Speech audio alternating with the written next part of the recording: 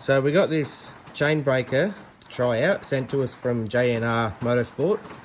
They've got all sorts of dirt bike gear, so check them out.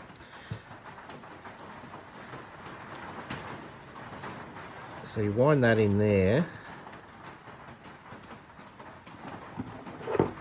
and then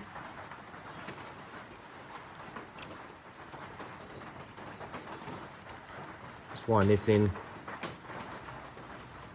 until it pushes the pin all the way through.